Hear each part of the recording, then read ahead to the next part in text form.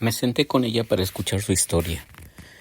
Ella me había citado unos pocos días antes y me dijo: Pastor, quisiera tomar un café con usted porque tengo algo que comentarle. Y mientras estaba escuchando su plática, ella empezó a llorar y me dijo: Pastor, yo tenía 17 años cuando mi novio y yo tuvimos relaciones sexuales y después me di cuenta que estaba embarazada. La decisión que tomé sola fue ir a una clínica y deshacerme del bebé.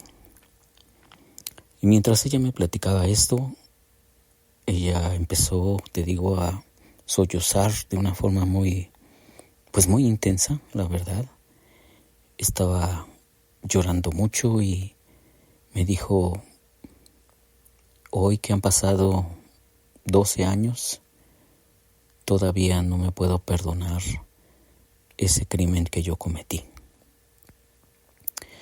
Y te platico esto porque es uno de los múltiples casos que pudiera platicarte de personas que han tomado una decisión de este tipo y que les atormenta la culpa. Y aunque han estado en sesiones de terapia, pues que algunas personas me han dicho: he ido a terapia para quitarme esa culpa, pues no la han podido eliminar del todo. Alguna que otra persona ya como que terminó aceptándolo, pero después de mucho tiempo de haber estado luchando con el sentimiento de culpa. Y te comento esto porque es la mera realidad de muchas personas. Vuelvo a leer la Biblia contigo, porque es importante que basemos nuestras convicciones no solamente en las ideas que te comparto en el devocional, sino en lo que Dios mismo ha dicho allí en su santa palabra. Dice el texto: mira, tú creaste las delicadas partes internas de mi cuerpo y me entretejiste en el vientre de mi madre. Gracias por hacerme tan maravillosamente complejo.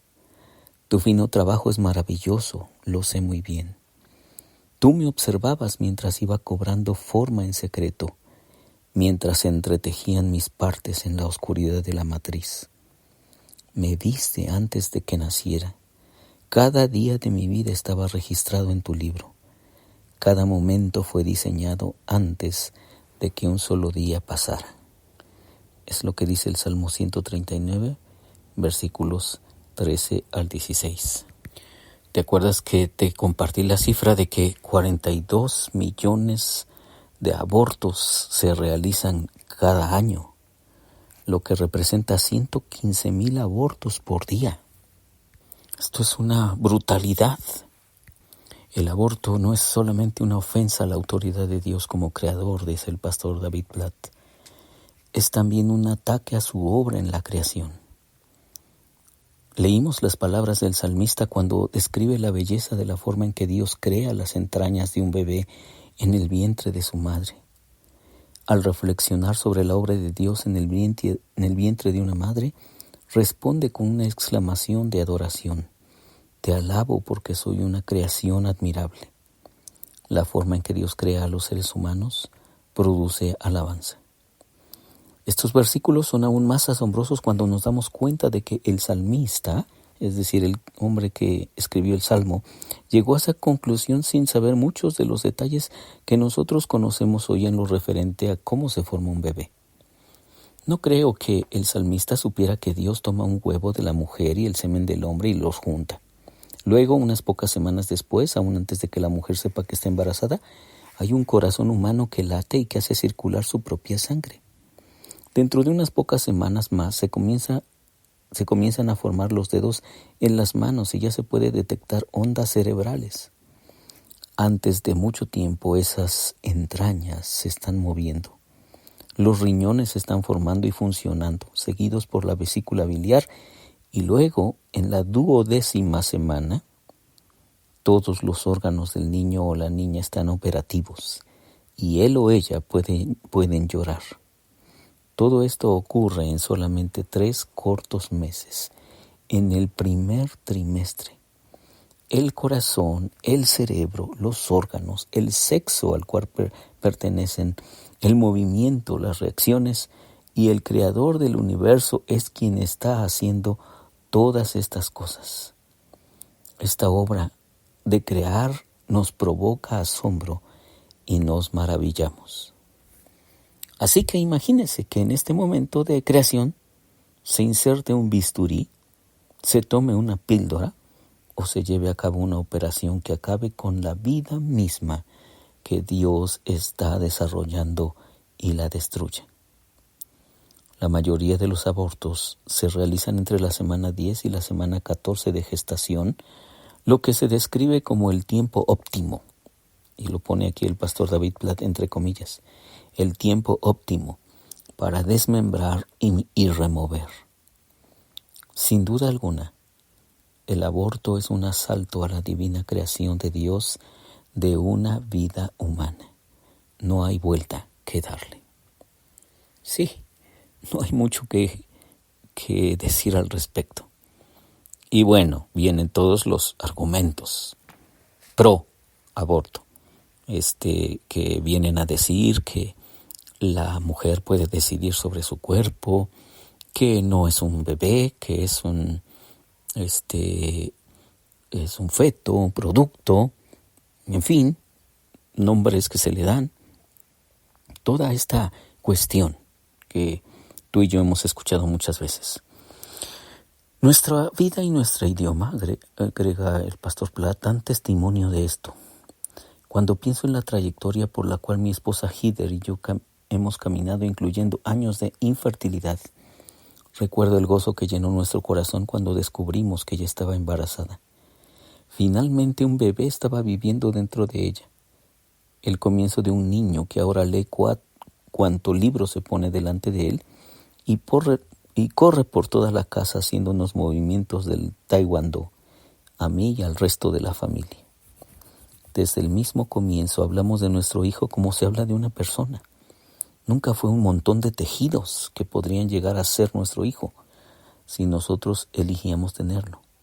Fue nuestro hijo desde el principio y lo amábamos como tal, dice el pastor David Platt. De manera similar pienso en Chris y Melody, quienes son amigos íntimos nuestros y cuyos hijos son la alegría de sus vidas.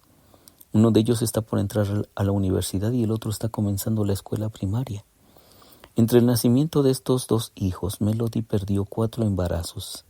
Chris y Melody no hablaban en términos de haber perdido tejidos. En cambio, en sus momentos más vulnerables, con lágrimas, hablaban de haber perdido preciosos bebés a quienes amaron y anhelaban criar. Chris, Melody, mi esposa y yo no somos los únicos que pensamos y hablamos de esta forma sobre lo que sucede en el vientre de una madre. Aún los que promueven el aborto se unen a nosotros, aunque no lo hacen intencionalmente cuando hablan de los niños no natos, exactamente como lo que son bebés. Recuerdo cuando las noticias anunciaron que la princesa Kate de Inglaterra estaba embarazada. Aún los medios de comunicación más seculares de inmediato comenzaron a hablar del niño en el vientre como un heredero a la corona. Pusieron mucho énfasis en lo que significaba este bebé y nadie habló de él en términos de blastocisto o como un grupo de células. Sentiríamos desprecio por el periodista que se hubiera atrevido a usar tal lenguaje. Sin embargo, ¿no se aplica también la misma dignidad que le conferimos a un bebé de la realeza a incontables otros bebés comunes y corrientes, entre comillas, cuyas vidas no son menos significativas? Así que necesitamos tú y yo tomar muy en serio la palabra de Dios.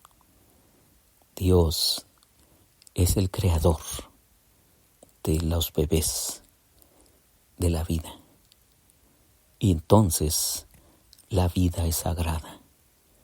La vida es teológica porque viene de Dios, surge de Dios. y por lo tanto es sacra, es sagrada y no podemos atentar contra ella. Es lo que dice el Salmo 139. Mi embrión vieron tus ojos. Así que tú y yo necesitamos justamente creer lo que dice la santa palabra de Dios y actuar en consecuencia con ella. Soy Víctor Hugo Juárez y espero que este devocional sea de mucha bendición para ti. Dios te bendiga.